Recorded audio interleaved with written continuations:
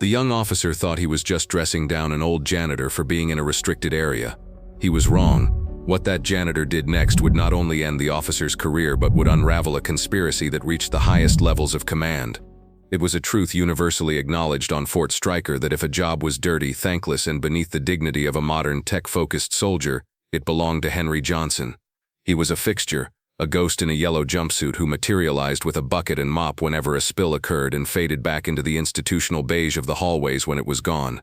He was old, somewhere north of 60, with a stoop in his shoulders and a network of fine lines around his eyes that spoke of too much sun and not enough sleep.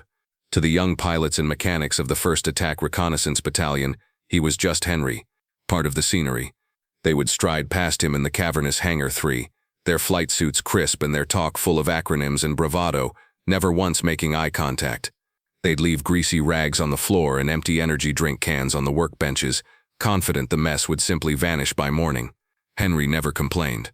He just cleaned, his movements slow but deliberate, methodical. His favorite place was near Apache 714, the pride of the fleet.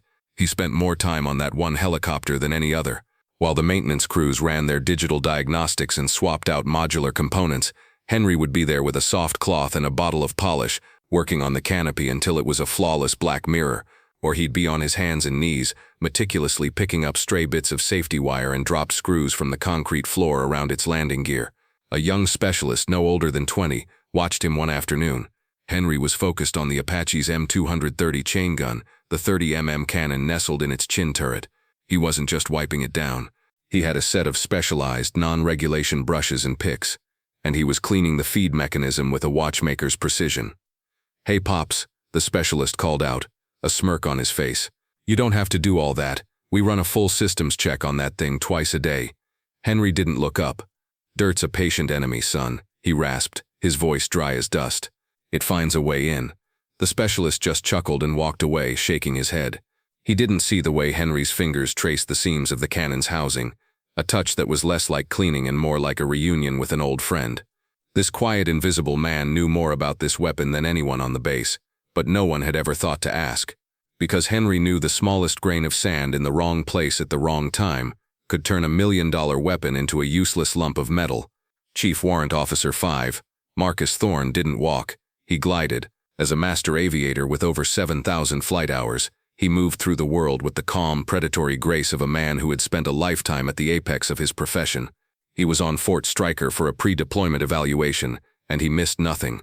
His eyes, accustomed to scanning miles of hostile terrain from a vibrating cockpit, saw things other people didn't. As he strode through Hangar 3, his gaze swept over the rows of Apaches, the bustling crews, the organized chaos of a modern Army airbase. And then he saw the janitor. At first it was nothing, just an old man cleaning the chin turret of an AH-64. But then Thorne's practiced eyes narrowed. It was the way the man was holding his tools, the specific methodical sequence of his actions as he worked on the 30mm cannon's feed chute. It wasn't just cleaning, it was a diagnostic field strip, a long obsolete technique taught to only one type of soldier, in one specific place, for one very dark purpose. It was a ritual, a signature. Thorne stopped dead. The air seemed to crystallize around him. The hustle and bustle of the hangar faded into a dull roar.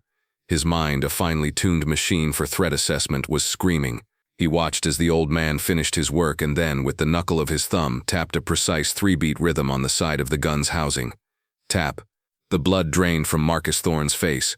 It wasn't possible.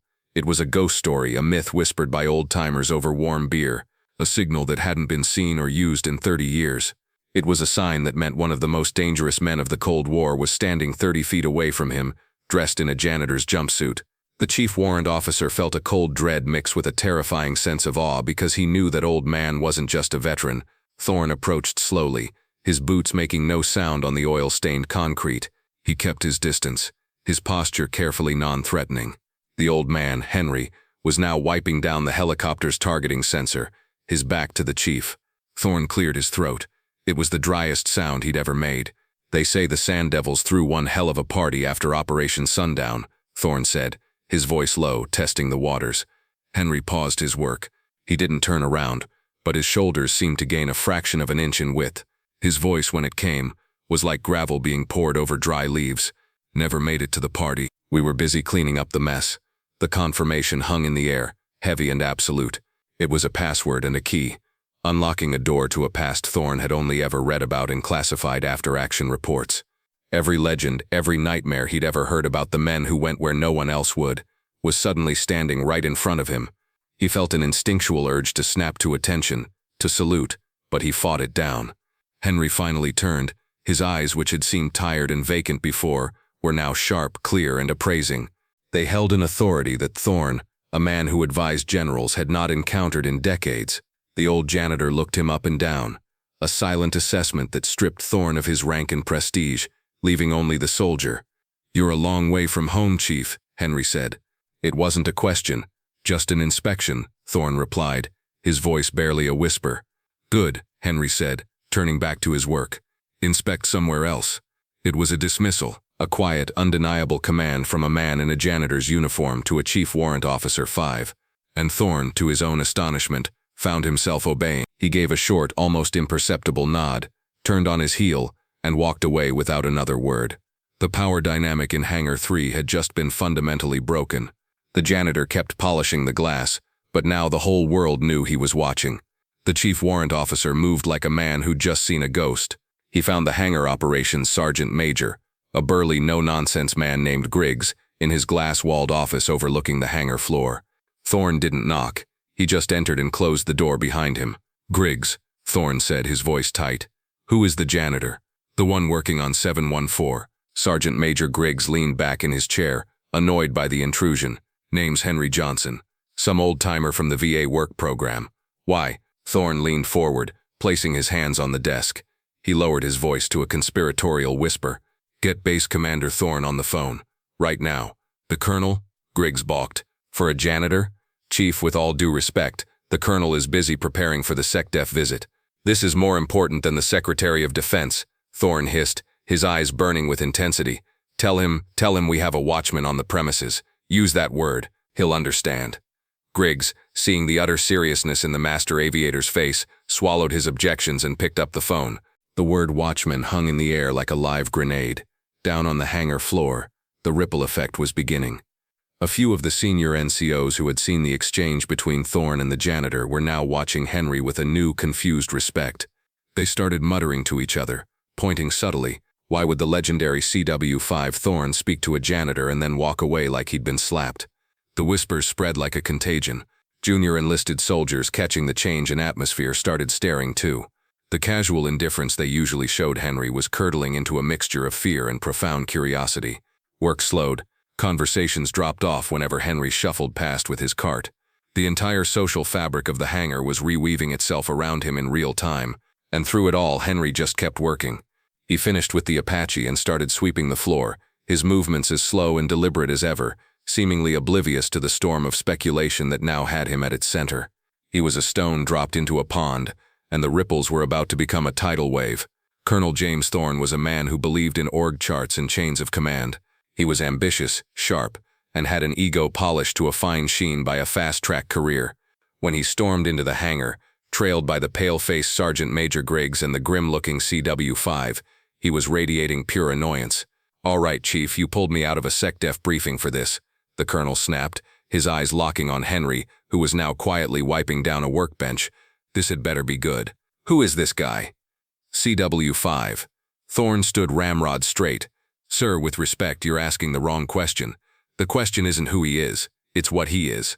The colonel scoffed. "Don't play games with me, Marcus."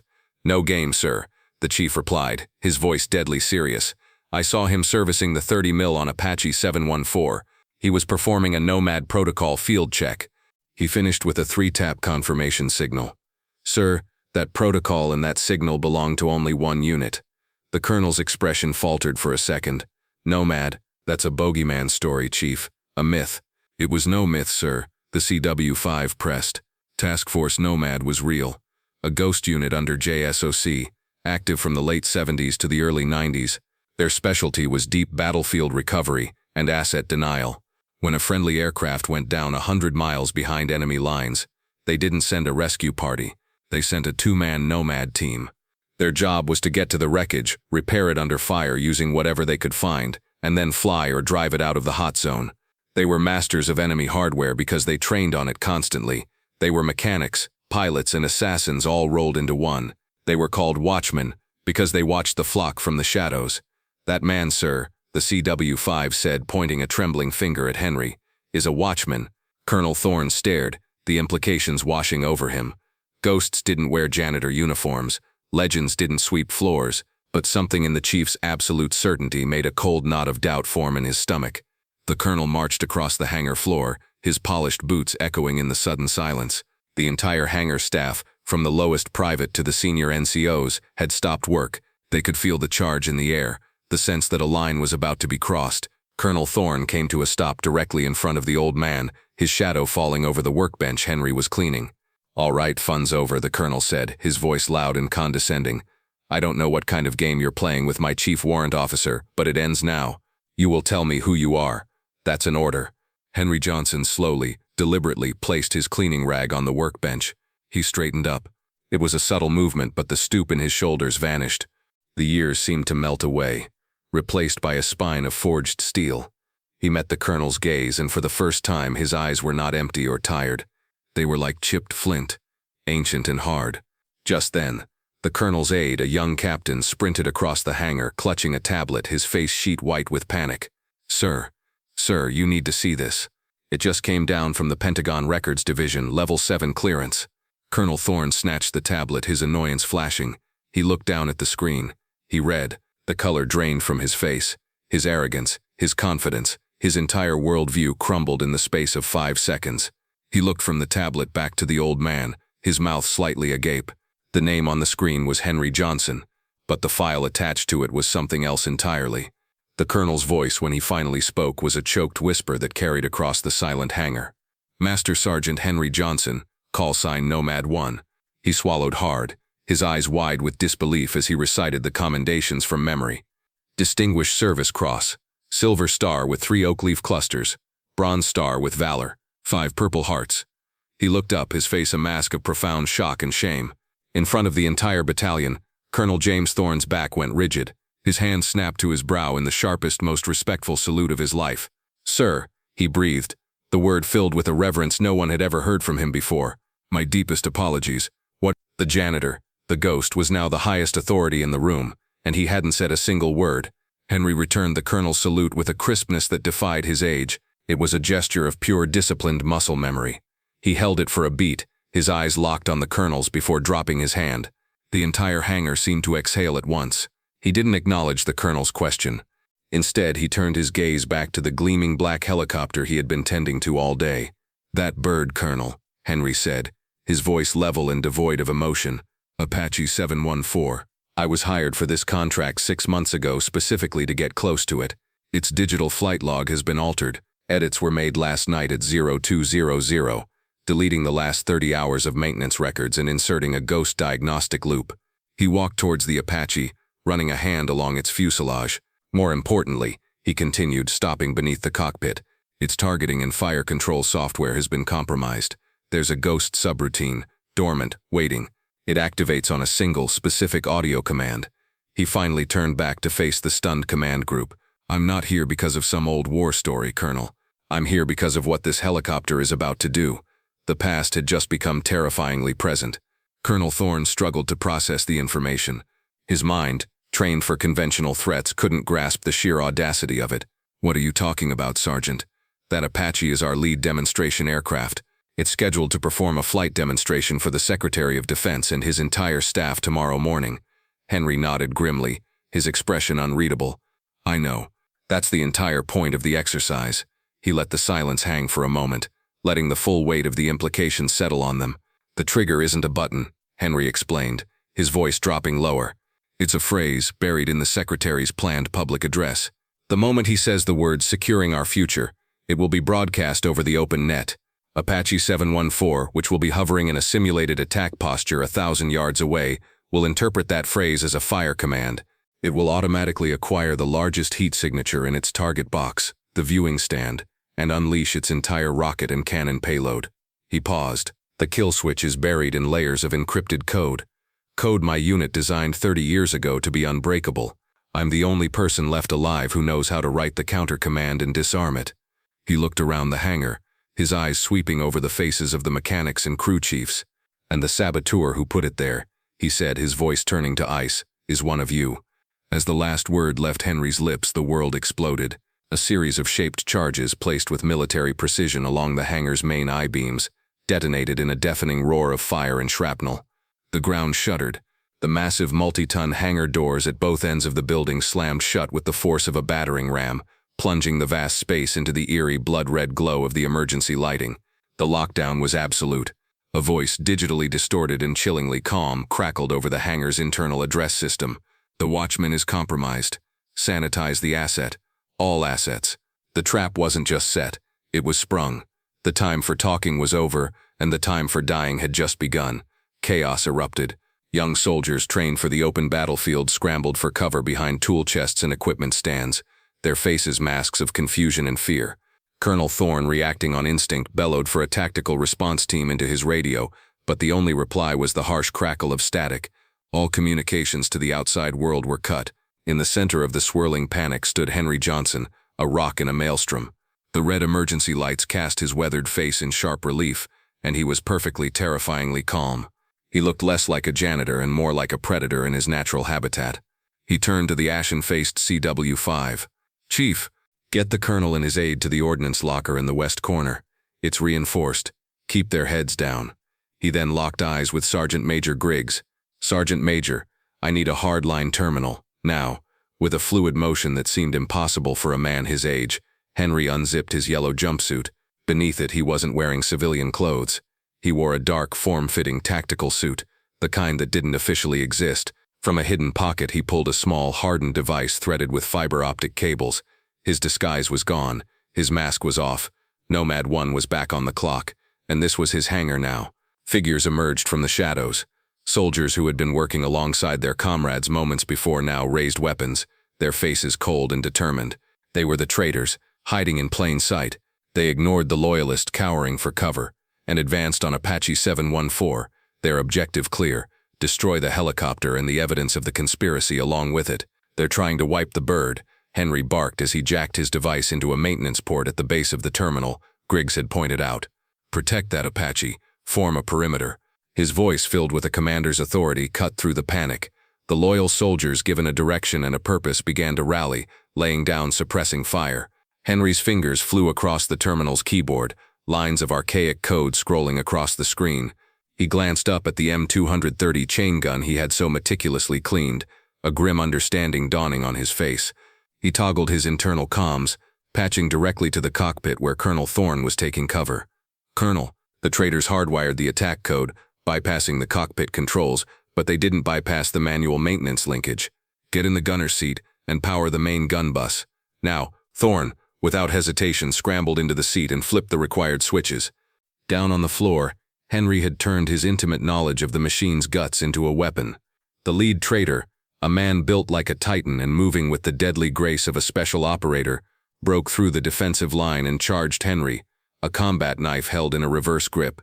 He was a third of Henry's age and twice his size, expecting to cut down an old man hunched over a computer. He was wrong. Without taking his eyes off the screen, Henry shifted his weight. As the attacker lunged, Henry pivoted. He used the man's own momentum to spin him off balance, and in a single fluid sequence, delivered 3 precise, brutal strikes. There was a sickening series of cracks. The large man collapsed in a heap, his body broken and useless, his weapon clattering to the floor. It was over in less than 2 seconds. Henry never even stopped typing, a master demonstrating his art with contemptuous ease. The lines of code on Henry's screen resolved into a single command line. He hit enter. High above, the 30mm cannon of Apache 714 swiveled with silent, hydraulic deadliness. It wasn't aimed at the attackers. It was aimed at the massive electronic lock mechanism on the main hangar door. With a deep, percussive thump, the cannon fired a single non-explosive training round. The slug, a dense piece of metal traveling at over 2,000 feet per second, struck the lockbox with surgical precision. There was a brilliant flash of blue sparks and a shower of shredded electronics. The lockdown was broken. Henry ripped his device from the port and turned to the stunned colonel who was just emerging from the Apache. "I've isolated and purged the attack subroutine," Henry stated, his voice calm amidst the lingering gunfire. "But I also traced the last upload signal. It didn't come from inside this hangar. It came from the base command tower.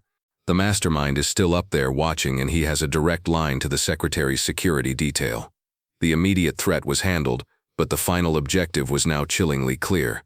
As sirens wailed in the distance, the damaged hangar doors began to grind open, flooding the red-lit space with the harsh white light of approaching security vehicles. Loyal soldiers moved quickly, securing the wounded and rounding up the shell-shocked traitors. The battle for Hangar 3 was over. Henry Johnson stood before Colonel Thorne, his tactical suit now visible through his torn janitor's jumpsuit, a smudge of grease on his cheek. He looked every bit the ghost, a man out of time. The colonel, his uniform disheveled and his face etched with a newfound humility, looked at the living legend who had just saved them all. "Your command, sir," Thorne said, the word no longer feeling strange. Henry's gaze wasn't on the carnage inside the hangar. It was fixed on the distant command tower, a modern spire of glass and steel that loomed over the base. The man at the top of that tower had tried to turn one of the Army's greatest weapons into an instrument of assassination, and he had failed only because of the old man no one had ever bothered to see. Henry's quiet retirement was over. The conspiracy was still alive, and its head was just a few hundred yards away. The watchman was back on duty. If you want to see how a living legend dismantles a conspiracy from the inside out, be sure to like this video and subscribe to Veteran Valor Stories. We honor the quiet professionals who are always on watch. Join us and never miss a story.